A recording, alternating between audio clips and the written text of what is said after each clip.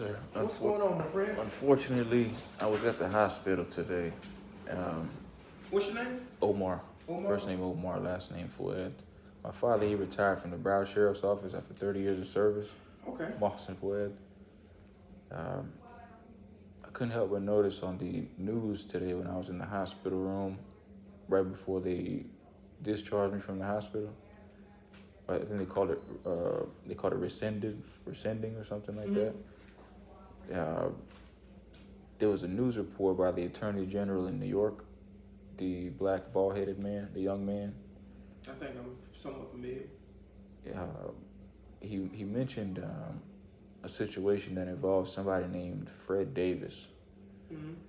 Fred Davis molested me when I was younger, and he mentioned him on that report on the news. And they That's the same Fred Davis that you talking about, or just Fred Davis? They also mentioned about a situation that involved somebody named Menendez. Mm-hmm. With something that's going on in Egypt, where I'm from.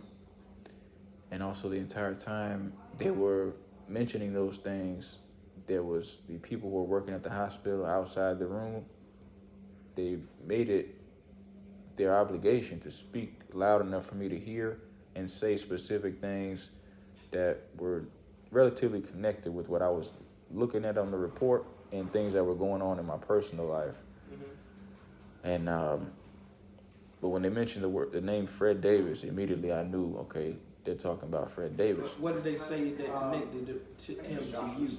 They said that he's involved in that specific case that they were talking about with Did Menendez. they give any places like, what was that Fred Davis from that connected to you? That particular Fred Davis, I was directed to go to his mixed martial arts school for community service hours when I was younger.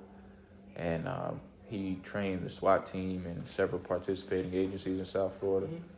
I ended up living with him for a short period of time. And when I was there, he would try to molest me when I was sleeping. And I don't want to bring back those memories, but how that Fred Davis that was mentioned by the Attorney General, how is that the same Fred Davis, if it is?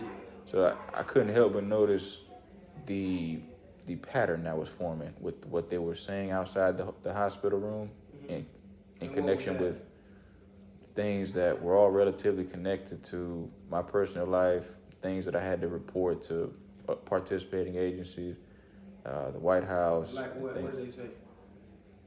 Just indirect things, direct things. You know, they were, more so it looked like they were just trying to see how I was going to react to what they were saying while I was looking at something specific and hearing other things specifically. And it was obvious. I mean, they were trying to see how my reaction would differ, you know what I mean, from one point to the next with specific How did you situation. react? You didn't react, did you? Well, I couldn't help but notice. Yeah, but you didn't say, did you say anything to him? I didn't have anybody to really talk to say anything. I was more so kind of relieved in a sense that they were kind of painting this picture that they were helping me or something. You were relieved? In a sense, yeah. I mean, because I've been trying to get some help for quite a while now. As you can see, I sat here and tried to call Humana, my health insurance company, to get a home health care aid. My neck and my back injuries are making it difficult for me to do a lot of just simple things like accomplish my necessary living necessities. But I've been trying to tough it out. I've been going to college, and then when I return home, for example, I immediately rid myself of whatever bacteria is on my body, and then I sit down and do my homework or eat or go to sleep. But I literally missed my hygiene regimen once this past Wednesday when I went to college, and then I had to go to Costco to get some groceries and some hygiene products. By the time I got home, my neck and my back was hurting so bad I just sat down instead of immediately getting in the shower. And when I sat down, I ended up falling asleep. And when I woke up, the lump in between my right groin and right inner thigh swelled up about more than 10 times the size that it was. And that was just from me missing my hygiene regimen once, which was taking my doxycycline hyclate and washing my body with a 2 to 5% benzoyl peroxide liquid soap body wash. That was prescribed by Dr. Ira Freilich at the dermatologist specialist of Florida at 1474 Market Street here in Tallahassee. He's also the doctor that did the surgery to remove the lump that When swelled did you up. have surgery? So, a few days ago, I think this was the 17th. So you just fresh out of surgery? Yeah, but so it kind of got worse though. Unfortunately, I had to call a home health care aide and pay out of pocket because they were taking long to assign a home health care aide. And the home health care aide that they sent to my house had large infected bumps on her face. She had really toxic body odor and toxic breath. And after she helped me finish showering, I couldn't help but notice her toxic body odor was in my breath and in my airways every time I take a deep breath in. And I was also feeling chest pain every time I took a deep breath in. And I also felt my body getting real hot. And I had a fever, I had a headache, I felt sick. So I went to the emergency room, I told them what happened. They gave me one little pill, it's called Ondascent or something like that, Zofran.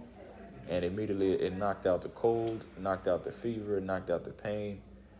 And I felt like $1 million for about a few hours. But after that, the pain came back, but the cold and the fever went away. Mr. Sunderman? Yes, ma'am. I still felt a sore throat, though, a little bit. So when I went to the FBI building to report the situation, You went to the FBI? yeah, so on the news report on CNN, they mentioned specifically to report any information to the FBI. So, I mean, the FBI building that I usually go to is in Miramar in South Florida. It's kind of far, so I just went to I Googled FBI building, and it said to go to the 2727 building at the city center, across the street from the library. So I went there, but they said that the FBI moved out of that building about 5-6 years ago. Okay. So I told them, I said, what do you recommend I do? And they said to go to the sheriff's department. I said, okay. And I asked them, which sheriff's department should I go to? What sheriff's department should I go to? And they said, Leon County Sheriff's Office. So I immediately went from there, and I came here. Okay, so the only thing is you gotta leave it in the box, take it off the paper. You can't take it out of And the you're box. trying to report information about this Fred Davis? Alright? Fred Davis, yeah. Appreciate your help.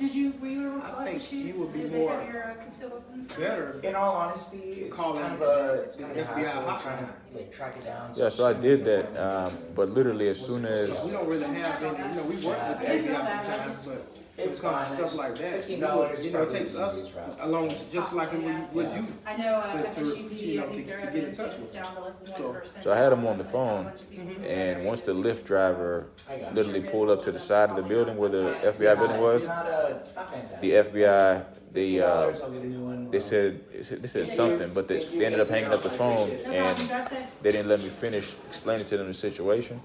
So I was assuming maybe they just wanted me to go inside the building because I was there to tell them in person. And when I went in there, they said the FBI moved out of that building about 5-6 years ago. But technology where it is now, you probably can get on there. I'm sure they have a main number that you can call to report. I'm sure there's a number, just like we have a number that people can call for crimes in Leon County, that you can call for information, federal stuff. Make sense? Yeah, it makes a lot of sense. The only thing is, In other words, I don't know who we would call to try to get your information to them. I think maybe if you could get in contact with the FBI and tell them the same thing that I'm telling you, that I've got information about a news report that was just on the TV literally about an hour and a half ago. I think that you'll be able to get in contact with them. Call her mother. Extent of injuries unknown at this time. No one tends. Yeah, because it's serious, man. I mean, I We was can get your information here. sure. Where you going when you leave here? I've got to go back to Tallahassee Memorial Hospital. Oh, you gonna get a Lyft driver? Yeah, I guess. Man. Give me your first name. OMAR. O-M-A-R. Last name? Fuad. Fouad. F-O-U-A-B. D as in Delta. Date of birth? December 14th, 1988. Okay. What's your address? 2912 Eden Dairy Drive, EDENDERRY Drive, and that's in Tallahassee, Florida, 32309. It's at the Kilburn Estates. Killarn Estates? Killing. That's how you say it, killing. Yeah. Phone number? 772-268-3633. 3633? Yes, sir. Omar, I can try to call him and try to give. I'm just gonna give him your information and say, hey, call Omar. He may have some information about that. Yeah, it's really important because I'm going to college also. What school? Tallahassee Community College. Okay. How old are you? I'm a freshman. So you just said 88? Yeah, I'm 34, but I'm a freshman. But the thing is, like, for example, the house that I'm in now, I'm going to be moving out of that house hopefully by September You live 30th. by yourself? Yeah, I'm going to be leaving from there. I live in the guest house in the back of the main house. I'm just renting it out temporarily. I was Who pays fortunate. your rent? You? I pay it. Okay. But I was fortunate enough to find a place at the last minute. I spent $32,000 in 6 months in Tallahassee just trying to find a place that was habitable and didn't have mold and filth and pests and people outside selling and smoking drugs and prostituting. And that was the situation I was kind of forced into when I first got here because I didn't know anything. You know, I didn't know where to go, and I was trying to save as much money as possible. But that made me real sick. Like, for example, the suburban hotel that I was at, I couldn't find any other cheaper place to go to, and literally there's people outside spitting on the floor, smoking narcotics, prostituting. On the ground or spitting on the floor?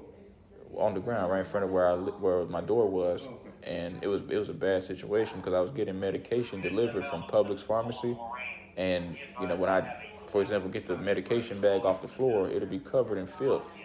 But not only that, the methamphetamine that they were smoking outside the room would seep under the cracks of the doors. I'd wake up with my throat feeling hoarse, the pillows smelling like tobacco and narcotics, and it was just really bad. All my clothes smelled bad. I reported them. It turned out to be somebody who was actually working at the hotel, who was negotiating drug sales, and he had prostitutes that he was exchanging sex for room nights at that hotel also. They fired him, from what I was told. They reimbursed me a portion of the money. But, it was an ongoing problem. But, so I'm trying to focus entirely on graduating, not all these little situations, so that's why I was trying to make sure I speak with the right people, let them know, what information. Are you in any danger now? To be honest, I feel very much so in danger. Like what? Like how? Okay, so my neck and my back is injured really bad, right? From? Somebody choked me in South Florida, and then they twisted my neck to the right, and they picked me up and body slammed me on the concrete. Unfortunately, it was somebody who worked at the City of Miami Police Department. Oh, man. Okay. Sorry to hear that. So I know how to fight well and all that, but I'm not in the position to be expecting that. You say you're in danger now. How are you in danger now? Yeah, so I'm in danger now because, for one, I'm barely able to keep up with my hygiene regimen, let alone me being able to defend myself if I had to defend myself. How are you? I guess how are you in danger? Who's the threat? Strangers, obviously, at this point. I don't know anybody around here. But nobody has threatened you physically. So from a perspective of a level of care, it's more of a neglect type of situation. Like, for example, if I give a thief my alarm code, I'll be at risk of them robbing me. But if I'm talking to doctors and medical professionals and I'm telling them, they're acknowledging that my neck and my back is injured and I need help because I'm having difficulty keeping up with my hygiene, and they're not giving me that, and they're not helping me. That's a serious problem. So that's the perspective. Gotcha. Okay, where you got it? No, I think he told you. Okay. I got your information. I'll be in touch with you probably on Monday. Okay. See what we get with it. You have a business card? I don't have one, but I'll call you and text you my information when I get to my phone. This is my personal phone, but when I get to my business phone, I do that. Okay, that's Fair fine. enough.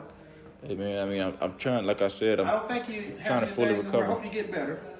Yeah, me too, man. To be honest with you, I've got two young daughters. Seem like you're very, very intelligent. Yeah, I've got two young Where's daughters. your dad?